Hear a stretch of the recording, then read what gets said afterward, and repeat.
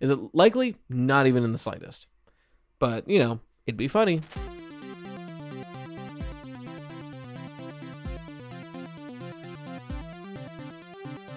Ladies, gentlemen, and those with the good sense to do away with the whole notion, I welcome you to the premier audio medium for all your Fazbear entertainment needs.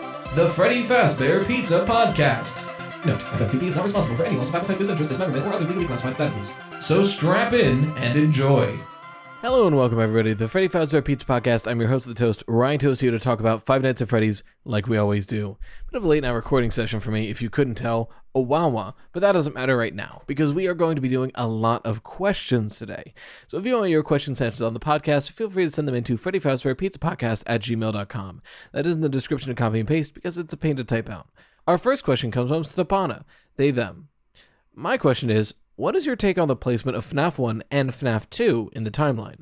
Which one comes first and which one is second, and why? I heard so many versions of this from various FNAF theorists, and I do not really know which is more logical / plausible. So I want to know your point of view on this. Thank you for your question. So, the thing about placing FNAF 2 is it's very easy. FNAF 2's placement is 1987, definitively. We know that FNAF 2 was only open for a few short months, and that the bite of 87 happened at FNAF 2. At least I'm pretty sure we're sure about those two facts. Regardless, that kind of locks FNAF 2 into 1987 no matter what. So the question then becomes, where do we place FNAF 1 around it? Well, the bite of 87 happened in the past tense, so logically FNAF 1 would be after FNAF 2. Theoretically speaking, anyway. So the order of FNAF 2 to FNAF 1, that makes sense, that tracks, right? The toys were thrown out in FNAF 2, the Withers were re-renovated into the OG FNAF 1 animatronics, and then we get FNAF 1. The question then becomes, relative to what else, right? Like FNAF 1 and FNAF 2 together, that makes sense. Relative to what else, where is this coming from? Holy shit, my hair looks really good today. One of the big questions there being sister location. Does sister location take place before FNAF 2, in between them, or after FNAF 1? I like to think sister location takes place after FNAF 1. My thinking being that sister location kills Michael, right, and he revives. But a lot of people go, okay, well, he's this weird rotting corpse guy. That's where the foul odor thing comes from. That is possible, and that's a fair interpretation. However, in my order of events that I've been working on, I think what makes the most sense is that William is manipulating Michael to help him, and he tries to do it for FNAF 2, and it doesn't work. He tries to do it during FNAF 1, and it doesn't work. So sister location is kind of like the, hey, Michael, you failed every other test I've given you. You stay here, I'll go do the thing. If I don't come back, get down there and fix it. And then he ends up going to the bunker and dies. Right, that also doesn't work. I like to think Michael Afton is just bad at everything. FNAF 3 obviously takes place later. FNAF 4, I think, has to take place after FNAF 1, as we see it in FNAF 4. My thinking is that FNAF 4 is nightmares that Michael Afton is receiving, whether or not the crying child had the same nightmares, whether or not they're being imparted to Michael Afton from the crying child, square that away however you will. But I think the FNAF 1 phone call being in FNAF 4 tells me this is the nightmares Michael Afton is having after FNAF 1. He starts having these nightmares. I think that makes the most sense in my brain. Freddy Fazbear Pizzeria Simulator obviously takes place after, as does all of the Steelwool games, except for Secret of the Mimic, which is 79. So then the real question just comes back down to FNAF 1 year. It's one of those things that isn't important, but it's fun to figure out, right? Because, does it matter if we know definitively what year FNAF 1 took place in? No. But it is fun to toy around with the information we have to try to narrow that down. I think I've been won over for 1993, or the early 90s. I think that does make a lot of sense. I don't remember exactly all of the evidence onto how we got there. I'm pretty sure wages did get us there eventually, but I think it has to do with FNAF 3 taking place 30 years after, but I think that's 85 regardless. There's a couple reasons why. But again, does the exact year matter? Not really. In my mind, it's FNAF 1 takes place sometime in the 90s, and that's good enough for me. And then FNAF 2 takes place definitively in 1987. The original Freddy's, I believe, closed down around 1985-86 after the missing child incident, but it was likely open in the early 80s before, or like opening during Fredbear's Family Diner's run. That's my logic for FNAF 1, FNAF 2, and the other order of events. So I hope that helped.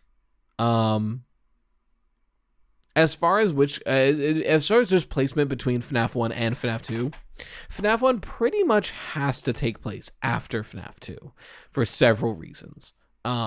Especially because FNAF 2 directly sets up FNAF 1. They're like, we have a news article, it's like the toys will be thrown out, but we're going to keep the wizards in case we reopen one day, wink wink, you know. That and FNAF 1 mentions the bite of 87, but in FNAF 2 it doesn't seem like it's happened yet. So it just, as far as between the two of them, FNAF 2 is definitively before FNAF 1. But thank you for your question. Our next question comes from Eric, him. I noticed some similarities to Mr. Burrows from the Storyteller to Edwin in Secret of the Mimic, as in Edwin from Secret of the Mimic was implementing everything that Mr. Burrows in the Storyteller requested in the books for the Storyteller to do. Generate new stories from old ones, replace the creative team in order to save money. Now you can look at the theaters being the games version of the Storyteller, but I think that's the second version of it. What if the book used in the secret ending of the games is the games version of the Storyteller? It's even powered by a tiger, similarly to how the Storyteller is powered by Tiger Rockhead.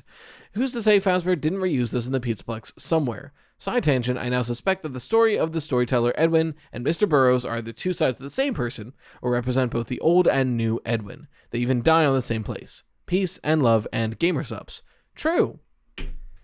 If you want some gamer subs, use 10% off, or use code RYTOAST for 10% off your whole order. The Storyteller thing is interesting. I do want to get there, but I think at first I was like, why the hell would Edwin be a parallel for Mr. Burrows when in the same story Edwin exists? But I think you actually might be cooking. The idea that Mr. Burrows and Edwin Murray in the story, the Storyteller, are both representative of Edwin Murray from the games. I think to an extent, Mr. Burrows is still supposed to be like the William Afton parallel for that story. You know, the idea of like someone trying to automate something. But we listen to Edwin in the theater, and it seems like Edwin genuinely is like, look, we can generate stories for you, which is like, you know, all that Mr. Burrows wanted to do in the first place. I think because Mr. Burrows is so young and because Edwin is so old in the Storyteller, you're closer on your second guess. The idea of Mr. Burrows represents a young Edwin and Edwin Murray in the Storyteller represents an old Edwin, especially if the theory that Edwin is alive is real. Then, you know, giving us the whole later in his life, Edwin repents, you know, he turns a new leaf and he's trying to help stop what he's created. Then that makes more sense on the old Edwin from the Storyteller being that connective tissue to Edwin from the games later on, and Mr. Burrows from the Storyteller being Edwin as we knew him in Secret of the Mimic, the guy who wants to generate your theater stories for you and will do anything for a buck and makes things that are half-baked and things go wrong. That's your Mr. Burrows. That makes a lot of sense to me. And it's frankly good writing if so, because as a standalone story, the Storyteller needs Mr. Burrows and Edwin, but in the FNAF games, we didn't need a Mr. Burrows. So combining them into one character, I think does make the most sense. As far as the Storyteller being the storybook with Tiger Rock on top, I think you're cooking. There's not much for me to add there besides that sounds pretty good. And I wonder where that's going, because obviously like that thing in the bedroom does not power the whole Pizzaplex. There's just no way that would work. But, you know, it's showing that technology is a thing that exists, you know, and it's something that's able to mix match what it currently knows. And it's not for nothing, but all the glam rocks are represented there on some way, right? Like we have a bear, we have a bunny, we have a chicken, we have I guess we have a dog. We don't have a wolf, but still you get the idea. You have an alligator, you know, you have a fox. So it's worth noting. But thank you for your question. Our next one comes from Javon, they, them. I had thought watching back one of your previous podcast episodes, specifically the one talking about if Phone Guy could be Golden Freddy. My theory is that if Phone Guy was stuffed in a Freddy suit, causing him to die a very agonizing death, could that mean that Phone Guy's agony manifested into Shadow Freddy, explaining why in the Follow Me minigame he seems to try and get Purple Guy caught? Thank you for your question, Javon. I've always been opposed to Phone Guy's spirit being involved in any way, even after the week before, which, gave Phone Guy a name in Ralph and a whole character and a really compelling character at that. I was still against him being involved spiritually in any way because I didn't see a reason. You raise a good point, though, Javon. We do have a Shadow Freddy that seems to be very aggressive towards William Afton and actively tries to stop him. If Phone Guy died in that Freddy suit in this canon, and like his kid is now an orphan because he was the only one living at the apartment with her, and all this stuff happens, his agony would probably be strong enough to manifest into that Shadow Freddy, who then goes to try to get William Afton caught, I think you are cooking with that. That does make a lot of sense. This is the first time that a Phone Guy is something theory was something I liked and enjoyed, which is impressive at that. I don't even have that much to add to it besides just like, yeah, I like how that works out. I like that theory.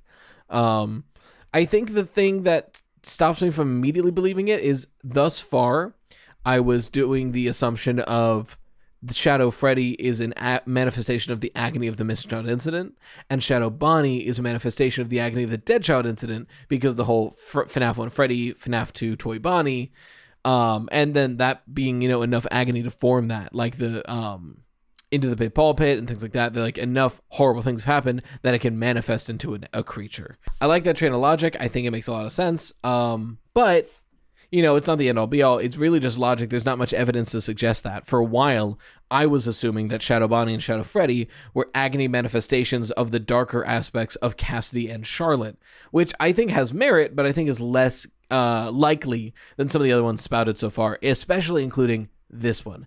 However, a very important question we would have to ask. If Shadow Freddy is in fact the agony manifestation of Phone Guy who died in a Freddy suit, does that mean that Shadow Bonnie is somebody who died because of either Bonnie or Toy Bonnie? Because I'm willing to believe that Shadow Bonnie was meant to be FNAF 1 Bonnie, but he didn't have the model for it. I'm very willing to believe that. This is FNAF 2 we're talking about.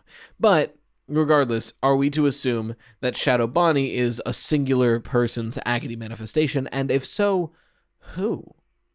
In a way, is that Afton? But that doesn't make much sense because it stays around, it lingers. Like, I could almost believe if it never appeared outside of FNAF 2, maybe that's like William Afton's agony that then goes and finds his body and re-merges or something. But the fact that like Shadow Bonnie is still an active player while Springtrap is an active player, that doesn't add up for me, for Shadow Bonnie to be William's agony. But who knows? Maybe it's somebody else. We really don't know. And maybe it's a new character, or maybe it is that DCI manifestation. But what it comes down to is, if you think Ralph is Shadow Freddy, you need to figure out who Shadow Bonnie is. Because every other theory for Shadow Freddy comes with Shadow Bonnie attached. MCI, DCI. Cassidy, Charlotte. Right? Like, there is the answer for Shadow Bonnie if you figure out an answer for Shadow Freddy. Do you need to? I don't think so. But it does make it sound like a stronger theory. But thank you for your question. Our next one comes from Kim, she, her. Do we have any evidence they knew each other in life? Oops, I cut this off too early. This is about Charlotte and Cassidy. Do we have any evidence that they knew each other in life? They had to have been very young, but with William and Henry working so much, it's possible that sometimes they couldn't get sitters, depending on whether wives died / left them. Was Bring Your Kid to Work Day a thing in the 80s? Well, I like to think yes, especially if we're going off what the book suggests, because in the books, Charlotte's whole thing was that, like, oh yeah, my dad worked at Freddy's, so I got to play at Freddy's all the time. And I was just chilling there because he was the one who was watching me, and he was working at Freddy's. So I just got to hang out literally like every day.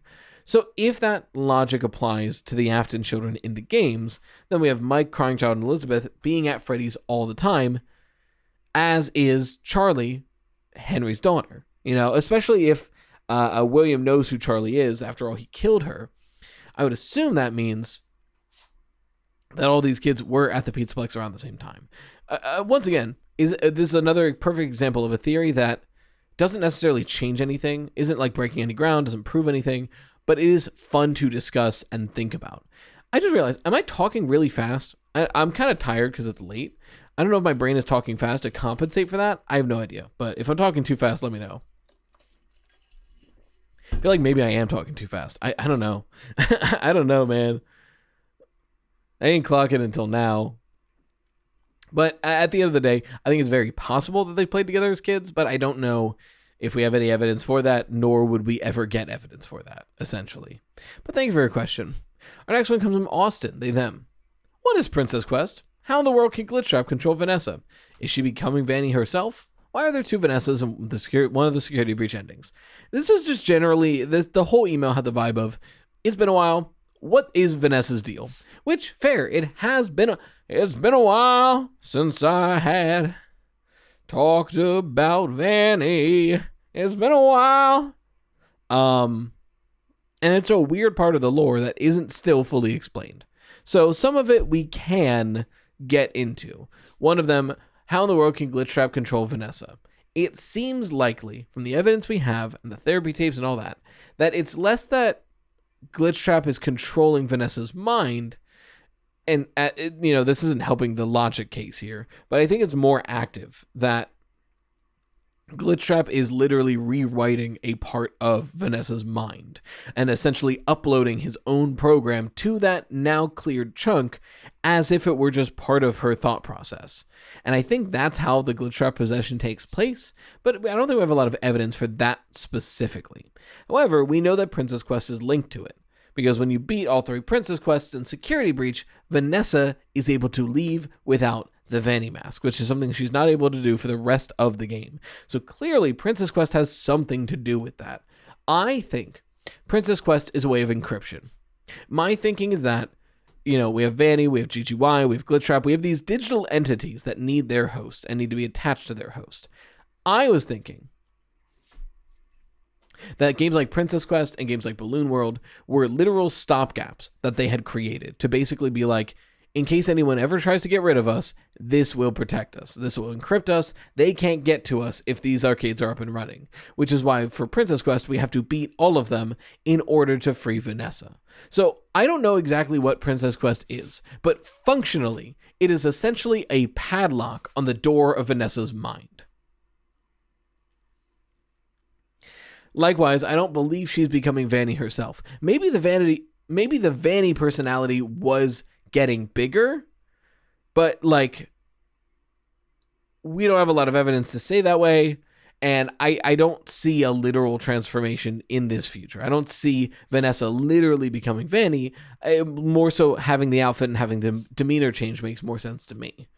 And then finally, why are there 2 Vanessas in one of the Security Breach endings? Yeah, that's a fucked ending. It makes everything so goddamn confusing, and I don't blame anybody for being confused about that ending, because it just is. It's just a confusing ending. My interpretation is that one of the Vanessas is dead. Well, they're both dead. One of them is a ghost.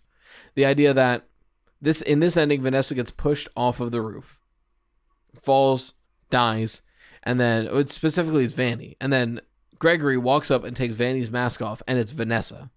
And the building is burning in the background. The screen pans up, and at the top of the roof, amongst the fire, is Vanessa sadly looking down on what happened.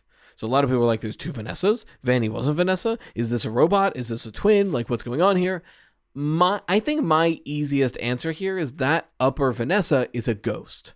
The idea that, because think about it, she's literally on the roof of a burning building, and she's just chilling, which to me says the fire doesn't burn her anymore. She's not worried about the fire. And she wouldn't be worried about the fire if she was a ghost and dead. Bada bing, bada boom. If you're a ghost and you're dead, you don't need to worry about fire, and that's why she's chilling up there. Not to mention, she had just died from a fall. So again, I'm thinking of the logic of Vanny falls off the roof of a burning building, dies, or gets pushed more accurately. And then immediately, Vanny's ghost, Vanessa's ghost, is at the top of that building, right in the last place she died, looking down the sorry state of events that led to her inevitable death. To me, that makes a lot of sense for what Vanny's whole deal is that Vanessa had part of her mind taken over by Glitchtrap to turn into Vanny. Princess Quest seems to be the padlock for that gate, the gate to her mind anyway. I don't think she's becoming Vanny. If anything, maybe the Vanny personality is getting stronger, but she seems to still have a back and forth. And there are 2 Vanessas in one of the Security Breach endings because I think one of them is a ghost. But thank you for your question and the refresher on Vanny. Our next one comes from Kai. What do you think about the character of Gregory? What do you think his role is / should be in the series? I think he's a decent protagonist. I think he got more interesting the more we learned about him working under Glitchtrap. Because then suddenly he goes from this like random plucky kid to an insidious part of the machine that is now reformed and working against it, which is a really interesting concept. So I'm hoping, I don't know if I want Gregory as a protagonist again. He's already had his time in the sun, but I'm hoping he's still an active participant in the main story. Whether we're playing as a new kid or maybe we're even playing as Vanessa, that'd be pretty cool. Regardless of what it is, I think Gregory being a part of the main cast is great. He's a good character. He got way more complex now that we know he was part of the Glitchtrap problem at some point. But now that he isn't, it's good to look into. Also, he's kind of a menace, like a little bit of a piece of shit, especially in Escape the Pizzaplex. And again, it's probably the GGY talking, but still, it's crazy how intense and aggressive Gregory was towards Cassie, GGY or not. Like, again, it's probably GGY doing this, but like, man was like trying to kill Cassie on the regular and then laughing at her when she got scared. I still think a lot of the bullying GGY was doing to Cassie was to desensitize her to danger, right? Cassie is smart, quick, and agile. So Gregory knows he can't just kill Cassie. So he needs to throw her off her game. And by throwing her off her game, he needs to desensitize her so she doesn't try to avoid it. Almost kill her, almost catch her, almost maim her with an animatronic.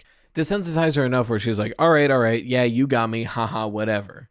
And once she gets to that point where she stops getting as scared, she stops putting up a fight, she stops believing that it's real, then make it real. And that kind of happens in Escape the Pizzaplex already, where, you know, the first couple of nights you're actively avoiding all these pranks, and if you get caught, Gregory's like, haha, got you, and that's it. But then in the later nights, you know, he's like, hey, stay right here, and suddenly she's like, yeah, okay, whatever, guard is down, almost gets killed if not for Roxy saving her, you know, and then that's the night that Roxy has been programmed to kill Cassie herself. So either she doesn't go along with it and gets killed by Freddy, or she does go along with it, try to hide with Roxy, and Roxy kills her anyway. So like a lot of this, again, it tracks with GGY, but it's just fucked, man. It's crazy how intense it is. Gregory is a straight up villain for most of Escape the Pizzaplex, and probably for a long time before the Pizzaplex opened to the public. And that kind of a character being freed and suddenly a good guy is really compelling. It's a really interesting character, and I do hope to see him with the protagonists in future games, even if he's not a protagonist. Because it would be kind of weird to play the same named and voiced character 2 times. Because, like, you got away with it with Michael Afton because he can't talk, so, like, who cares who the player is? But, like, Gregory's a yapper. We know Gregory. We know how he talks. We know what he wants. You know, we know what he looks like. Him again for the next game, I think would be kind of a letdown. But I want him there. I just don't want him to be the guy. But Kai, thank you for your question. Our next one comes from Evelyn, she, they. So I was reading through some of Phone Dude's voice lines and notice he says this. Some guy who helped design one of the buildings says there was like an extra room that got boarded up. Now, this might be a bit of a stretch, but could Edwin be the one who notifies Fazbear Frights about this, since he's pretty much the only named person we know who designs one of the buildings for Fazbear? I also recognize that it could be Henry, since Phone Dude says helped, or it could easily be an unknown third party. Thank you for your question, Evelyn. I think the problem with it being Edwin, to me, always comes down to date. It's always going to be date for Edwin. Because, like, I think Edwin's dead. I think with the evidence we have in front of us, Edwin was killed by M2 before the events of Secret of the Mimic, which took place in, like, the early 80s. No, which took place in the late 70s, 1979. Secret of the Mimic takes place in 1979, and I think Edwin died before then. So FNAF 3 takes place in probably, like, 2015. So there's, like, a 40-year gap after the man is dead. I don't think there's a single way they could have called him. Now, granted, if you think Edwin Murray survived Secret of the Mimic and is still around, then that's, you know, if he's like, I don't know, even if he's in his 30s or 40s by the 79, he's now 70, 80 years old by FNAF 3, that's fine, because all he has to do is answer a phone call and be like, oh yeah, I made that. There's a safe room, by the way. That's all he has to do. He can do that at 80. He can do that at 90. He can do that past 100 if he ate well. So the timeline is fine if you think Edwin survived. But I don't know if Edwin survived. I'm still not sold on Edwin Murray surviving what happened to him, what M2 did to him. Granted, and you'll see me talk more about this on Friday, we suddenly have one really good piece of evidence for Edwin surviving. The silhouette that was recently added to Secret of the Mimic in the most recent update, where in the very beginning of the game and the very end, when you're in the security office, if you look across the way, you can see a silhouette in the window of the Digityper office. And it's like a moving human-shaped silhouette. Huh? Like, could it be a ghost? I guess. Could it be Digityper? No, because he's destroyed and before the end of the game, and you can see it again at the end of the game. Is it the Mimic? I don't think so, because the Mimic has to be in your van within like 10 seconds of seeing it, and that's crazy. It's got to either be Edwin Murray or a human we haven't met yet. I don't know which makes more sense to me, because like a human we haven't met yet is kind of like whack, and especially with a teaser like this, if we haven't met the human yet, why did you have to be so cryptic about the teaser? However, Edwin is, I think, equally unlikely because I think he's dead. But I will say, I would say the silhouette is decent evidence for Edwin being alive. At least some of the best evidence we've gotten so far. So if I don't think it's Edwin, who the hell are we talking about? Your idea on Henry, I think does kind of make sense, especially timeline-wise. Frankly, I think I like Henry a lot more for this role anyway, because we know that after Charlotte dies, Henry kind of disappears from the narrative until FNAF 6. And one of the big questions a lot of theorists have to ask is, where did Henry go, and why is Henry suddenly back? And thinking about it, FNAF 3 takes place somewhat closely to FNAF 6. So what if this was the reason why Henry comes back, right? Like Henry goes off after the death of Charlotte and he just does his own thing. He's suffering, being sad. And then suddenly Henry gets a phone call. And it's this phone dude who's like, hey, we're collecting FNAF memorabilia and we found out that like, you used to be one of the owners, man. Do you have any tips on like where we can find cool stuff? And absentmindedly, Henry's like, there was a back room. Forgetting what is in one of them, if he knows that it's in one of them. It's like, thanks, man. And then it's like, that's weird. They're doing a Fazbear Frights haunted house. Crazy. And keeps looking at the news, sees that it burns down, goes to investigate, finds all this stuff, and then we have FNAF 6. So I do kind of like Henry being the one they called, because it gives us a initial motivation for Henry that we didn't have before. There really was never a clear indication as to why Henry reappears. Before now, I was always of the opinion that the FNAF 1 newspapers that say somebody was convicted are referring to Henry. That Henry was falsely accused, falsely convicted, and put away in prison. And in the meantime, William is now free to do whatever he wants. And then Henry gets out due to either good behavior or waiting at your turn.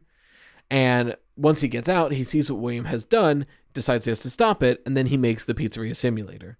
Right, like that logic lines up really well.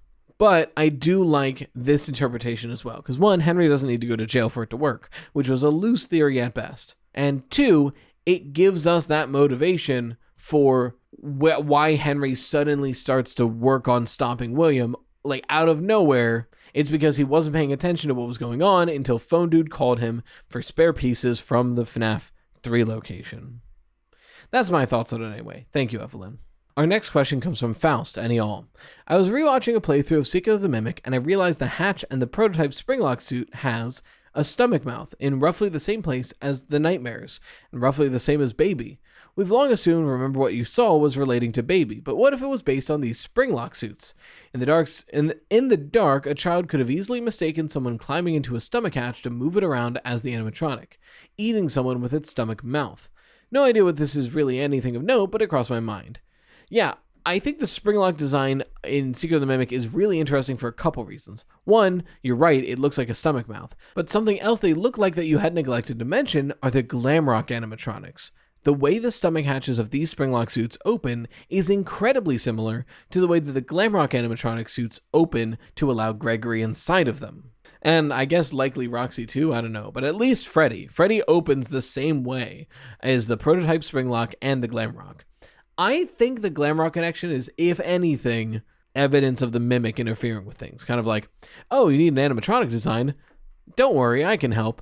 And the Mimic just starts spitting out things it's seen before. The springlock suits and all that. That makes sense to me. However, connecting this to FNAF 4 is interesting because we don't know. I think it's incredibly likely that the FNAF 4 testing chambers were created next to the sister location bunker, similarly underground. And we have a pretty strong feeling that the tunnels underneath Edwin's house turned into sister location, which would place this springlock workshop very close to the FNAF 4 testing chambers. So if one day one of Afton's children was down there or even going through the FNAF 4 Nightmare Simulator, if they got one look at the springlock suits, that stomach mouth idea is right there, opening at the midsection and eating people alive. What, to a kid, a springlock suit looks like it's doing. So the idea that the nightmares having the stomach mouth comes from the springlock suits, I think is fair. That's pretty valid. I don't think it's necessarily true, and that's mainly because this is all still happening underground, and if it's based on the Crying Child's nightmares, you probably would have seen that above ground. I don't know, it's hard to say. Because the springlocks would have stayed underground with the bunker. And I don't think the Crying Child would have gone into the Nightmare Chambers. I think the Nightmare Chambers were molded around the Crying Child's nightmares. At least that's my thinking. I don't know. It's weird. Trying to figure out FNAF 4 anymore is weird ever since Didophobia. But I think you're onto something linking the springlock designs with the stomach mouths. I think that makes sense. And possibly finally, we have Xander, they, them. Who do you think is running Fazbear at this point? With all the terrible things that continually surround the company, who decided to keep it going? Do you think they have nefarious intentions, or are they just using the company's branding to make money? Thank you for your question, Xander. I've said about on the Game Theory live stream, and I remember distinctly Matt Pat going, that sucks, which it's true. It wasn't saying that the theory, my theory crafting sucked. It was, if that's true, that's awful, which I do agree with. That being, I think it genuinely might be a don't ascribe malice where stupidity can explain, or naivete, or whatever you want to fill that quote in with. The idea that it's not necessarily this evil CEO who's doing everything he can to bring back William Afton.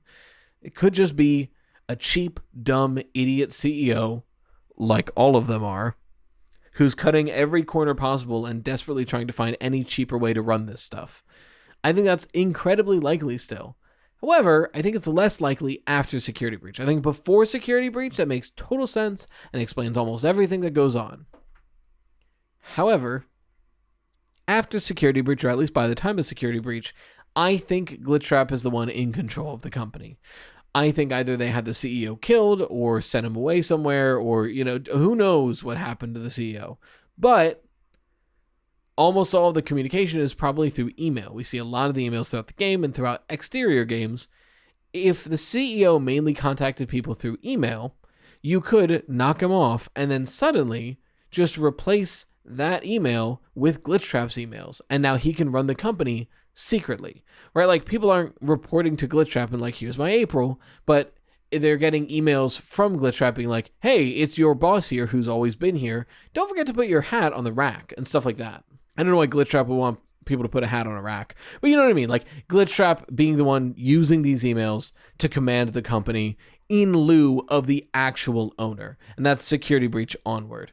Granted, how much time do they have to do that after Security Breach? Not much, because most of the Security Breach endings destroy the entire building. So there's that weirdness too. But I do think that Help Wanted, and everything before Security Breach, can be explained by a dumb CEO trying to cut corners. Help Wanted is a perfect explanation of that, However, I do like the joke theory that it's Sammy Emily, because in the books, in case you didn't know, Charlotte had a brother. And when Henry was creating the robot Charlotte after she was killed, he inputted into her memories that Sammy was killed. So that way the trauma was still there, but it wasn't her death, which is crazy, because Sammy is his other kid. The one that he ignored so much that his wife took him and left because Henry was so obsessed with making Robot Charlie, he forgot he had other kids. Regardless, it'd be really funny if in the games Henry does have a Sammy Emelet. It'd be really funny if in the games, a Sammy Emily does exist. Henry does have a Sammy, and he's just been left to the wayside by this entire story to the point where he comes back, he learns some stuff, and he starts trying to hustle, starts trying to make a name for himself. He goes, hey, this Fazbear brand seems pretty whack. I bet I can bring it up from the ashes. And then Sammy's the Fazbear CEO. I think that's really funny. Is it likely? Not even in the slightest. But, you know, it'd be funny. I'm going to be super real. It's like 2:30 a.m. when I'm recording, and I'm past like the hour mark.